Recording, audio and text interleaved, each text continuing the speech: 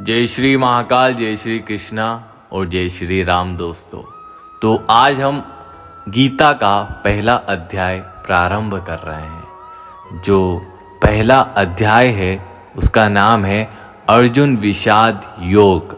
तो इस अध्याय में धृतराष्ट्र जी जानना चाहते हैं कि उनका पुत्र दुर्योधन और उनकी सेना क्या कर रही है और साथ ही में पांडु पुत्रों की सेना क्या कर रही है। उसके बाद दोनों सेनाओं के शूरवीरों का वर्णन और उसके बाद आता है अर्जुन का विषाद, मतलब कि उनका दुख, उनकी समस्या और उनका धर्म संकट।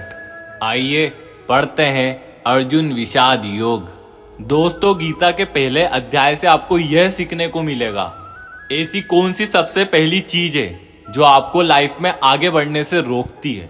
भले ही आप में बहुत काबिलियत हो और भले ही आप में कितना ही नॉलेज क्यों ना हो, लेकिन उसी ही एक चीज की वजह से आप सही डिसीजन नहीं ले पाते। और इसके साथ साथ आप सपने से हकीकत में कैसे तब्दील हो जाते हैं, यह भी हम सीखेंगे। धृतराष्ट्र उवाच धर्मक्षेत्रे कुरुक्षेत्रे समवेतायुयोत्सवः मामकाः पाण्डवाश्चैव किमकुर्वत संजय। धृतराष्ट्र संजय से पूछते हैं कि धर्म भूमि कुरुक्षेत्र में एकत्र हुए मेरे पुत्र और पांडु के पुत्र क्या कर रहे हैं। धृतराष्ट्र जानना चाहते हैं कि आखिर युद्ध स्थल पर हो क्या रहा है।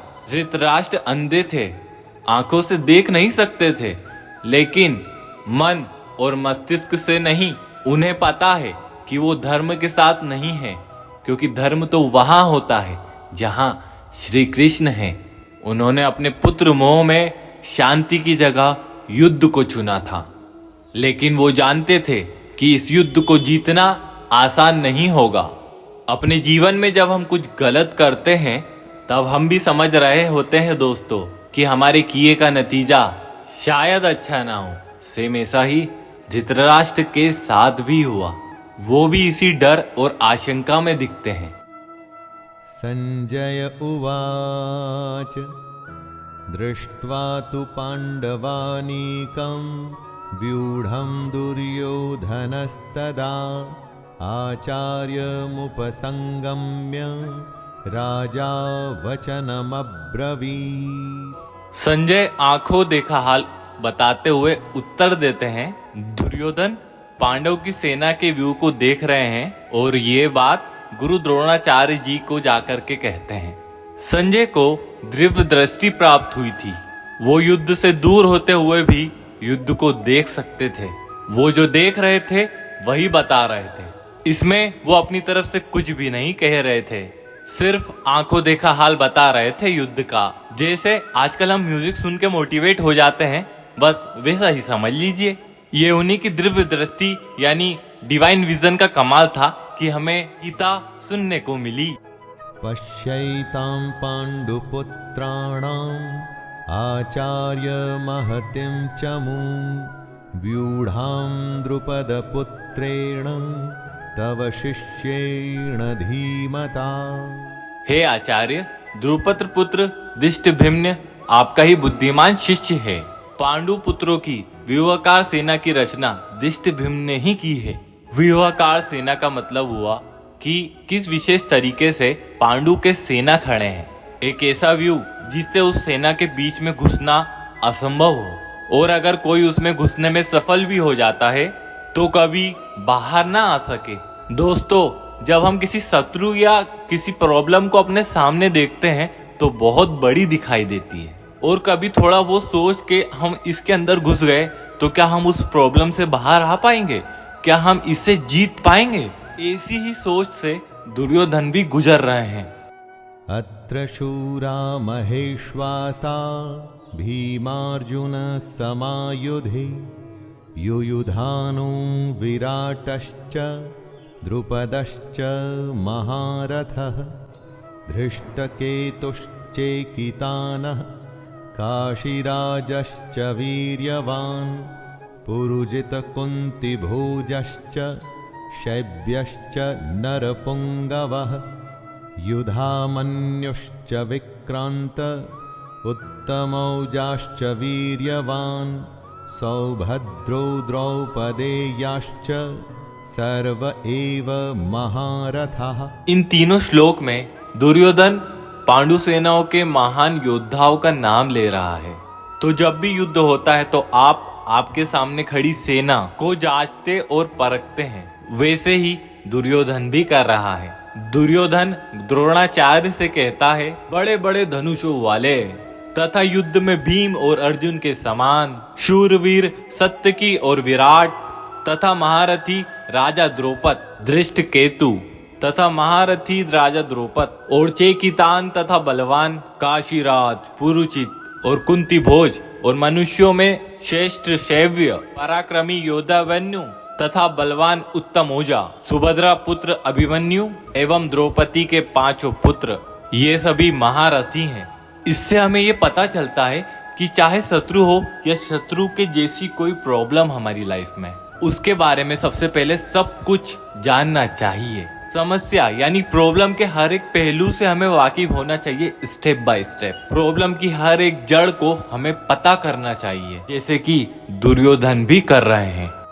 अस्माकं तु विशिष्टाये तान्निबोध द्विजोत्तमं नायका मम सैन्यस्य संज्ञार्थं तान् ब्रवीमि ते। दुर्योधन आगे कहता है, हे ब्राह्मण श्रेष्ठ, पांडवों की सेनाओं के योद्धाओं को तो आपने देख लिया, अब अपने पक्ष में भी जो प्रधान है उनको भी तो आप समझ लीजिए। द्रोणाचार्य की जानकारी के लिए शत्रु की सेना के बाद दुर्योधन अपनी सेना के जो सेनापति हैं उनके बारे में बतलाता है। जैसे हम हमारी लाइफ में जो अलग अलग प्रॉब्लम्स हैं उनके बारे में हमने समझ लिया, बट अब हमारे पास क्या क्या स्ट्रॉन्ग पॉइंट्स हैं, क्या क्या हमारी स्ट्रेंथ है, वो हमारे टैलेंट को हमें जानना होगा। हमें उनका आकलन यानी कि काउंट हमारी स्ट्रेंथ कर लेना चाहिए।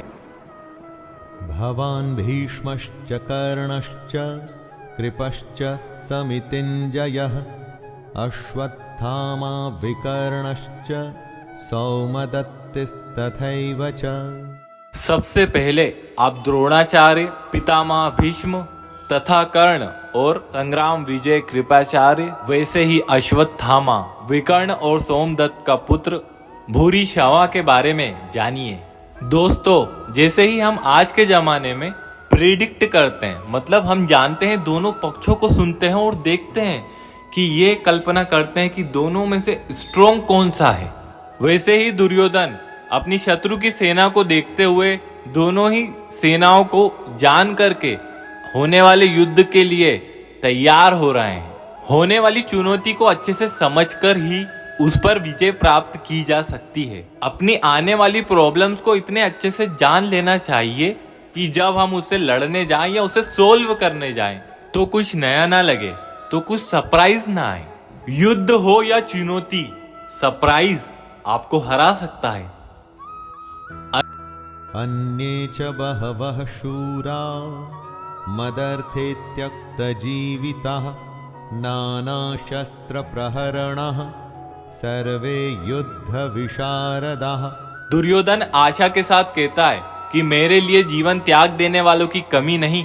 इतना ही नहीं, ये शूरवीर अनेक प्रकार के शस्त्रों से सुसज्जित हैं। इतना ही नहीं, और सब के सब युद्ध में चतुर हैं। दुर्योधन के एक इशारे पर उसके शूरवीर लड़ने और मरने के लिए तैयार हैं। उन्हीं को देख दुर्योधन खुश हो रहा है। दुर्योधन के साथ लड़ने के लिए उसकी सेना में शूरवीर थे और वो लड़ने मरने को तैयार हैं। और जब आप अपनी खुद की लाइफ की प्रॉब्लम्स में से झुकते हैं, तब आपके साथ कौन होता है? तब आपके साथ होता है आपका हुनर, आपकी हिम्मत, आपकी मेहनत, आपके मित्र, आपका परिवार और आपकी माँ। जैसे शूरवीर दुर्योधन के लिए कुछ भी करने को तैयार हैं, वैसे ही ये सब साथी आपके लिए कुछ भी करने के लिए तैयार होते हैं।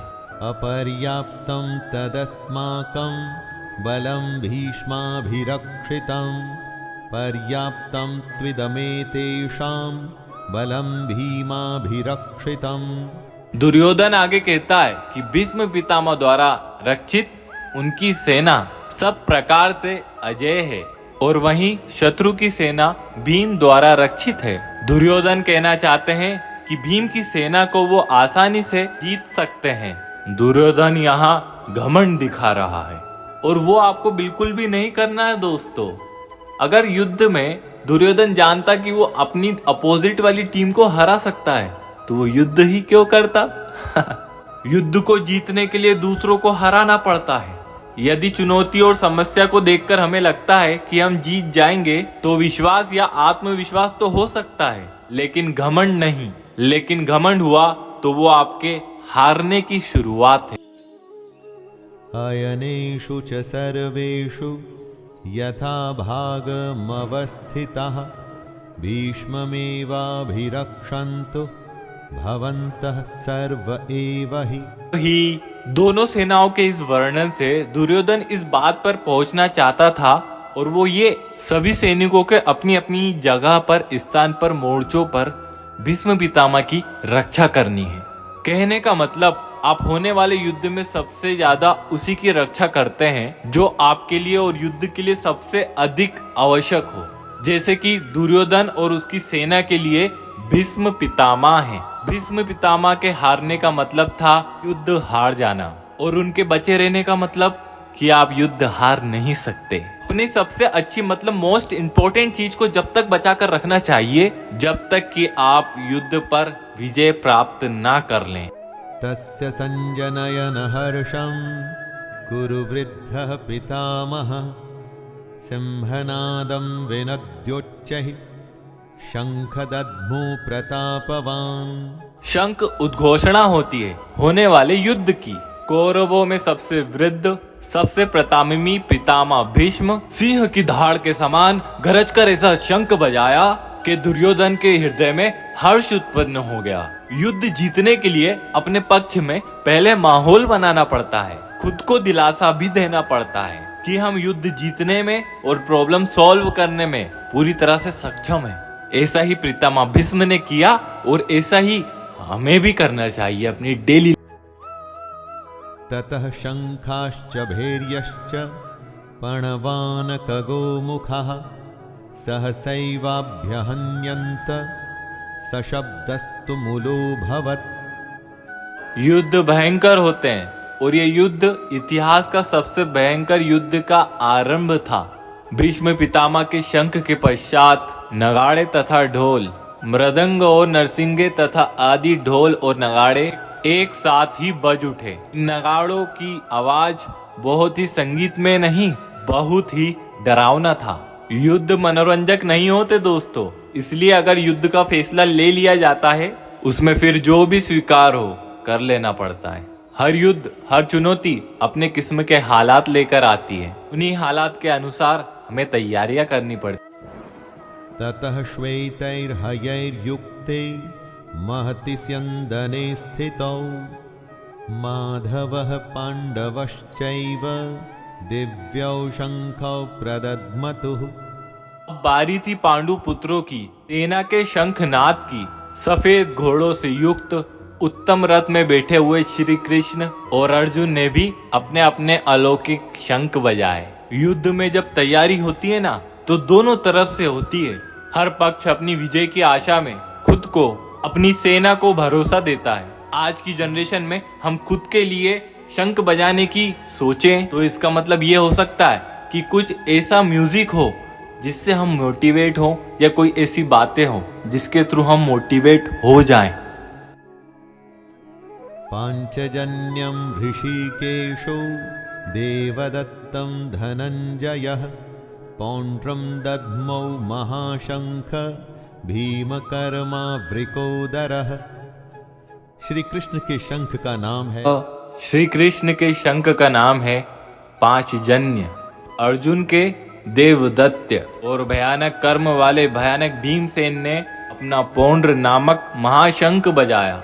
अपनी लाइफस्टाइल में हम भी इसी तरह से अपने युद्ध अपनी प्रॉब्लम्स को सॉल्व करने के लिए अपना मोटिवेशनल रास्ता चुन सकते हैं। कुछ लोगों के लिए मोटिवेशनल सॉन्ग और उसका म्यूजिक ऐसा काम करता है, कुछ के लिए भगवान को याद करना, उनकी पूजा करना, या कुछ के लिए अपने माता पिता का आशीर्वाद।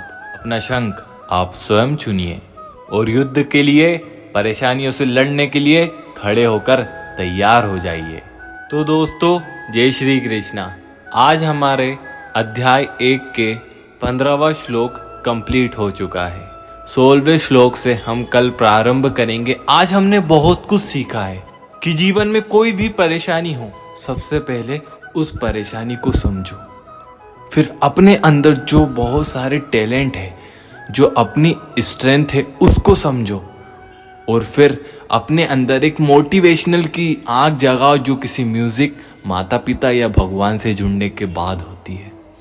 ये आज हमने सीखा है। आगे का अध्याय हम कल प्रारंभ करेंगे। आपका शुभ दिन। जय श्री कृष्णा।